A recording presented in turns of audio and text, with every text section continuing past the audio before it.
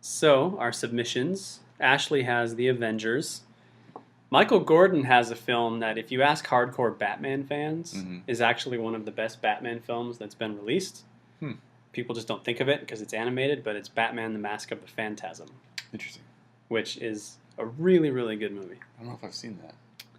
It's in the style of the 90s Batman animated series. Oh, cool. It's the same vibe. It was kind of like a movie out of that.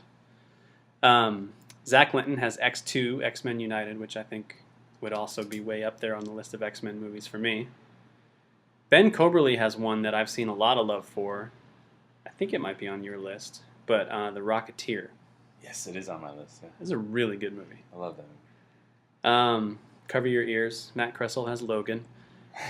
Eddie I don't hate Logan as much as it sounds like I hate Logan, sure but I will rant about it at some point. Eddie has Dredd. John Pack has Captain America, the First Avenger. Bobby Nash also has Batman, Mask of the Phantasm. Nate has Iron Man. David Graham, Captain America, the Winter Soldier. Cate has The Dark Knight. Asa has Superman the Movie. Anthony Holdier, Big Hero 6. Both Tim and Elvis have Dredd. Sandra has Ant-Man. Caleb has my other favorite X-Men movie, X-Men Days of Future Past. I love that'd that. That'd be my movie. second one. Yeah. Mike Rinaldi has Captain America, the First Avenger. Jim Baldwin has The Phantom. I was kind of surprised to see The Phantom on here. I like The Phantom. Really? Yeah. Oh, I kind man. of liked it. As a kid. I like that movie. As a kid. Yeah. It was a classic Weaver movie back in the day. All right. And it started in such a non sequitur way. It's like, for those of you who got here late, for those of you entering the theater late, and that's the beginning, as a kid, that threw me off so much. I'm like, what did I miss? Yeah. Exactly. All right, fair enough. Leo Partible has Man of Steel. Chris Hayner has... So, I'm not quite sure what he's going for here. He put TMNT. So, he could just be abbreviating Teenage Mutant Ninja Turtles. He is. But there's also an huge animated fan. film. Oh, which it's called the title is technically TMNT. Got it. Which, in my mind, is the best... And that might be movie that that's might had be. Turtles in it. He's a really big Ninja Turtles fan, so that might be the case. That animated movie is really good. I like that one. Hannibal Tabu has Superman the movie. Michael Young is right there with you, Justin. He's got Wonder Woman. And then Isaac Johnson, The Avengers. So, quick question before we get into ours. Yes. Does Dredd show up on your guys' list? Not mine. I've never seen Dredd. I saw it, and it's decent. I'm surprised it shows up on so many top 10s. Because it's shown up on like at least 4 or 5 already. Yeah, it pops up a lot. Not bad. So it's certainly better than the Judge Dredd movie they made with Stallone in the 90s. Yeah. But yeah, it's a good movie. Is Dredd the most recent one? Where there's the time-slowing drug? Yeah. That was pretty cool. Yeah. That's what they're talking about. Okay. Yeah, and I've heard about more of that maybe coming. Either another movie or TV show. All right. And Carl Urban, I guess, is fighting like crazy to help make it happen. Nice.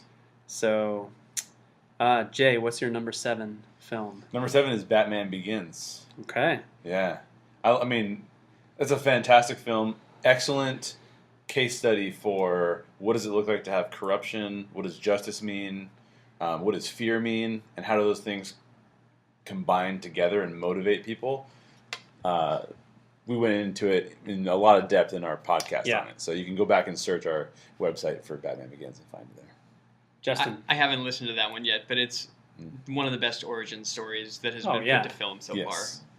For my number 7, I put Captain America, the Winter Soldier. We brought this one up during the Guardians of the Galaxy podcast because you asked who the best villain is so far. And I still think the Winter Soldier is the best villain that Marvel has put out so far, even though he doesn't end up being a villain and all of that. Yeah. It's a great espionage movie. I get so excited that the Russo brothers are going to be in charge of the Avengers. If Joss Whedon's not doing it, the Russo brothers should. But you still get Joss Whedon on the Justice League now. I know, and I'm so curious, because I do not think Zack Snyder and Joss Whedon are similar as directors at all, so I do not know how that movie is going to turn out. It might be really disjointed. That's right. There's going to be some wacky off-the-wall humor, and then go back to the darkness. But maybe it'll be a good combination. Maybe they'll even each other out of it. Because Snyder's visuals are amazing. They are. Like his movies He's a better beautiful. visual director. And Whedon is great with ensembles. Characters. So and dialogue. It might actually work really well. Yeah. My 7's also Batman Begins. Oh, nice. So nice. Yeah. So I that was another one where I kind of felt weird that it was so low because obviously I'm the world's biggest Chris Nolan fan. So well, it can be lower because of what's probably above this film in your ranking. Yes, but to put it below other films that were not made by Chris Nolan. Sure. No, he's not. I love him, but we don't have to rant about that. We always do. So let's move on to number 6 here. So Ashley Paul's Captain America: Civil War. Michael Gordon has Guardians of the Galaxy. Zack Linton has Doctor Strange. Ben Coberly has a movie that I know you watched recently because we've been talking about it, but he has Kick-Ass. Oh, yeah. And that's the first time I've ever cussed on one of these podcasts. So thank you, Mark Miller. Yeah. Talk a bit about Mark Miller. I know you have thoughts about Mark Miller. So this is how I discovered that I did not like Mark Miller-based movies. I'm not saying all his comics are necessarily the same way, but what I felt like I was like, why do I finish watching this and have such a difficult time rooting for it? And I figured out what it is. It's that I don't think he has. I don't think he. Well, okay. From a worldview perspective, I don't see absolute truth in his worldview. What I see is heroes and villains are chosen because this guy is slightly more bad than this guy is, and so therefore I root for that guy. But he's not. He's doing maybe not as many bad things, but a good number of bad things as this guy. So it just creates this dynamic where I think that can be very human and real, which I like. And there's some films I have on my list that are very dark.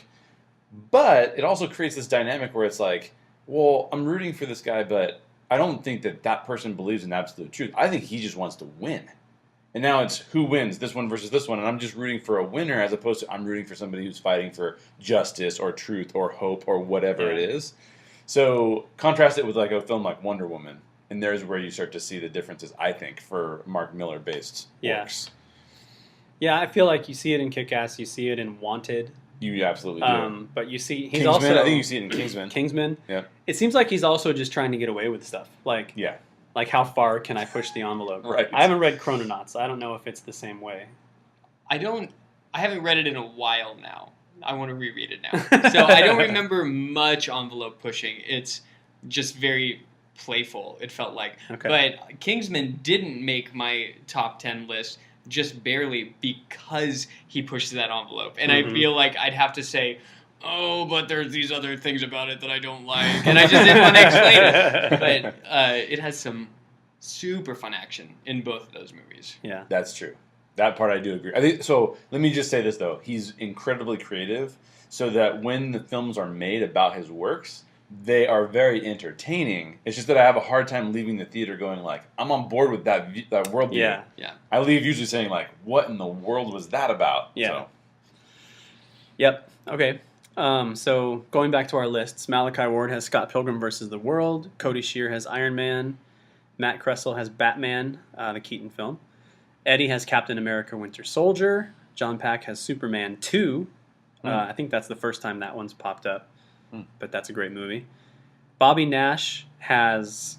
Is he the only one to put this one in there? No, I think someone else did, but he has Batman the movie, which is the one from the 60s with Adam West and Burt Ward. So, nice. So... Pow. With POW, Bat Shark Repellent is a wonderful thing. We got to see the Bat Copter in that movie. Because why not? We got to see all 4 crazy over-the-top villains interacting with each other.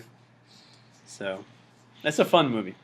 I know Bobby loves like that throwback stuff too. Yeah, I think maybe that's going to pop up again. We'll see. Okay.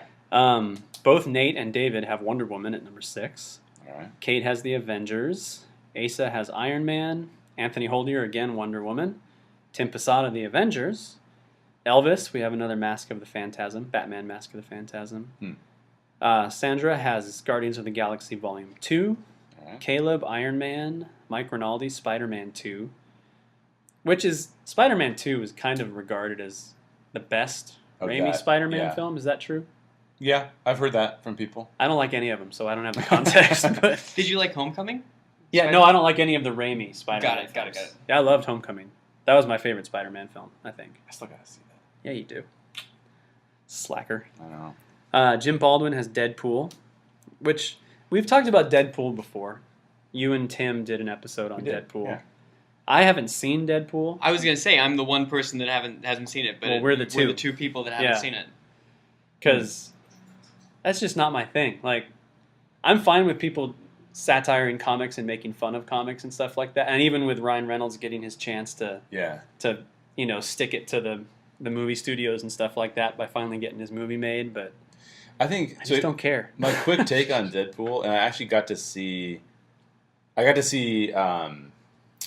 Rob Liefeld, the creator of Deadpool, give a talk. Mm-hmm. And he gave a talk at your alma mater at Biola. It was like a Biola film thing. And one of the things that I think is really interesting about Deadpool is the viewpoint that Rob Liefeld is coming from when he writes Deadpool. Mm-hmm. So the fascinating thing was he told a story about how I think it was his grandparents or aunt and uncle or something, gave him a comic book Bible. And he's flipping through the Bible and he's like, I have no interest in the Bible. But he's flipping through the comic book version and he sees Samson like killing thousands of people with a jawbone of an ass or whatever. And am I getting that right? Jawbone of an ass, right? Sure. Okay. Anyways, so and he said there's just one panel where Samson's hitting this dude and like blood is just flying from the guy's face. I'm like, wow, that's true to the story. Anyways, was it the Action Bible? Do you know? I have no idea. Okay. He didn't say. My son has one called the Action Bible, which is a comic book in Bible. There? I don't know. I haven't gone through it a whole lot. Here you go, Nolan. Have good dreams. So what I found interesting about it was that as he started to describe it, he's like, yeah, the Bible's interesting. It has lots of violence in it. And I was like, yeah, but it doesn't condone it. Yeah, there's a purpose behind it. There's a purpose behind it, but it's not saying like the more violence, the better. But yet that seems to work its way through into the Deadpool storyline. So I thought Deadpool was a decent movie. I think what it does is it brings up issues and then it actually just sidesteps them. So as opposed to Mark Miller, who would say, I'm going to bring up an issue and then I'm going to show you that this issue almost like doesn't really matter.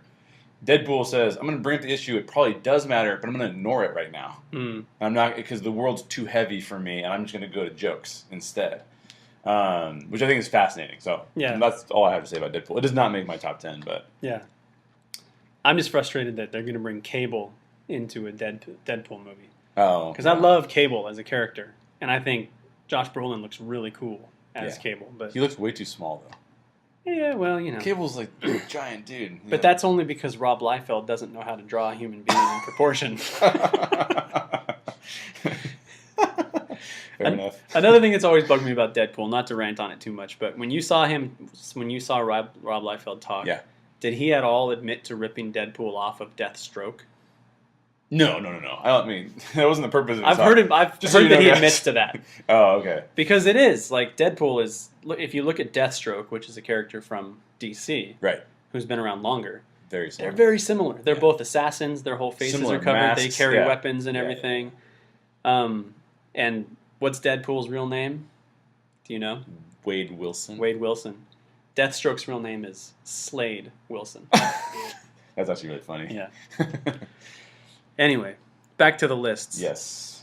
Leo Partible has one that, Justin, I think you might have a few things to say about as a big Disney fan, but it's The Incredibles. Oh, my goodness. That's a wonderful film. Did that make your list? No. Really? Because I don't think it's based on a comic book or anything. It's not, but it sure feels makes like one. Original films, and it's wonderful. Yes. They are making a sequel to it. I'm very excited. It's a wonderful story about relationships and family dynamics. I want to have a Story Geeks podcast about Pixar movies. Yeah. Well, we will. Yeah. We'll table that conversation. All right. I feel like Incredibles almost made my fantasy list. Yeah. It was either on there or like... It was on some people's list. Yeah. Sci-fi too, I think. Yeah. Okay. Chris Hayner and Michael Young both said The Winter Soldier. Hannibal Tabu said Spider-Man Homecoming. And Isaac said Iron Man. So, Justin, what is your number 6? Zack and I are on the same page with Doctor Strange. Okay. Scott Derrickson directed that. He Biola alum. I know. Since you keep I still mentioning can't figure Biola, out- I'll throw that out. I can't figure out if he's an alumni or if he just went to some classes. No, or he like, went there. Well, okay, did he graduate? I think so. Because I can never figure that out. But That's like- he seems like a wonderful guy. That's like Whenever I Biola's listen big claim to fame is that I know we had have Scott one Derrickson. guy that made movies. Nobody cared so when it was far, only. so far. Yeah, nobody really cared when he was only like the exorcism of Emily Rose and stuff. But after Doctor loved Strange, that movie. Yeah. So different conversation. But he's an interesting director. He's more of a horror director, and that comes out a couple times, like when the Ancient One sends him on that first mind-blowing trip, and there's like the hands that come out of hands that come out of hands. Like that definitely feels a little bit like horror. The statement that movie made that I thought was interesting was that pain or loss doesn't necessarily make you a stronger person or a better person, but how you deal with that pain or loss could potentially make you a better person. Yeah. So we see different characters that just don't deal with it, and we see Doctor Strange not dealing with it for the first act of the movie, but then coming to accept the loss of his hands, the loss of his known future in medicine. He could fix this, but he'd have to give up the greater good of saving so many people. Mm-hmm. He ends up to sacrifice himself for the greater good of others. I love that movie. And it just has wonderful visuals. I think that Inception has a lot of similar visuals, but I think Doctor Strange gives better reasons for the visuals. and takes it way farther. Yes, and then like militarizes it, and so people can bend buildings at each other. Yeah. So it was just super fun. Jay, what's your number 6? The Rocketeer. So it was on my fantasy list, my top 10 fantasy list. I did not realize that it was based on a comic book, so it bums me out because I would have had a space to have another fantasy film on my fantasy list. But I think The Rocketeer, and I said this in the fantasy film list, it's just such a fun film. Like, you cannot go wrong with it. They get the visuals really, really well. Like Way fantastic. before CGI was a big deal. Yeah. Just so fun. When you can fight Nazis, it's always a good thing. That's right. James Horner has a great soundtrack to that movie. Absolutely. Yeah, the soundtrack is fantastic. So yeah, I'm a big fan. It's a great movie. My number 6 is one that we can probably spend a few minutes talking about, but it's Batman v Superman: Dawn of Justice. Oh yeah. I can somewhere Tim Posada's head just exploded. I know, but that's fine. Yeah. He can live with that. I was kind of surprised that ended up ahead of Batman Begins for me.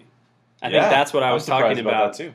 But there's just something so special about Batman and Superman and Wonder Woman being in one movie together. Yeah. I know people don't like Zack Snyder. I know Doomsday looked weird.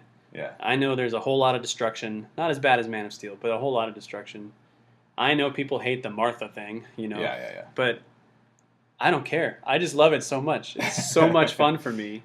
And when I need a movie to just watch and have fun, I go to that one a lot. I have some of the same complaints about Batman v Superman that I have about Logan. The main difference between the two is I feel like the trailers for Logan promised me something that it just did not deliver on, whereas Batman v Superman didn't promise me those same things, and so I feel okay with it. So it's just an interesting kind of... I'll do a story breakdown of each of those, because I have a Logan one planned, and I'll do one for Batman v Superman as well, but I think it's a fun film. What did you think about that one? I saw it with you. Was that your first time? Yes, Okay. and I don't think it was your first time. Probably not. I probably saw it with Jamie the first time. Probably. Yeah. And we walked out talking about the Martha thing because I had never realized that. Yeah. And that just kind of blew my mind that both their mothers were named Martha. And Batman as a character is emotionally fragile enough that would be really impactful to him. Yeah. So it still feels totally justified to me. And going back to my list, I think Wonder Woman is the best part of that movie. When she shows up, it's just awesome. I think the Martha thing is more of an execution issue than it is a philosophical issue. I agree with you. It doesn't bother me as much as it bothers other people, but I think it's mainly an execution thing. Yeah, it bothers me that it bothers other people because it's not the fact that their mothers are both named Martha. It's the fact that Bruce hears the name Martha, right, and it kind of slaps him back to reality. And when he realizes that something that he has lost, Clark still has and can be saved. Yeah. That's when he has a click in his head and realizes, oh, yeah, like the world is not destroyed. There is hope. Yeah. I don't have to turn into this crazy dark person because I'm jaded and old and angry. Like, there is hope. I'll take it one step farther, though. I think it's not only that, which I think is a good pickup, but on top of that, it's humanizes Superman. Yeah. Because there's a guy who's like, this dude's an alien. He's just destroying people. He's just trying to be like a god of this world. Yeah. Like, that's not cool. I'm going to take him down a notch. And when it's like, wait a minute, you have a mom? Like, I had a mom. I lost my mom. Like, that whole dynamic, I think, is actually an important one for Batman. And then I think for Batman, it allows him to save his mother by proxy. So there's an opportunity to do something he could never do and sort of resolve something in a really convoluted way. Yeah. But again, because of how fragmented he is, it works. Yeah. The internet is going to explode with dislikes for our defense of that, probably. Whatever, man. Bring it on. Bring it on. If they would have just... I think the offending part of it is when Ben Affleck says, "Why did you say that name?" Like, yes. And he just he flips out about That's it. the execution part that I'm talking about. It's that doesn't work quite well. Just could have done it a little bit differently and nobody would be complaining about it. Right.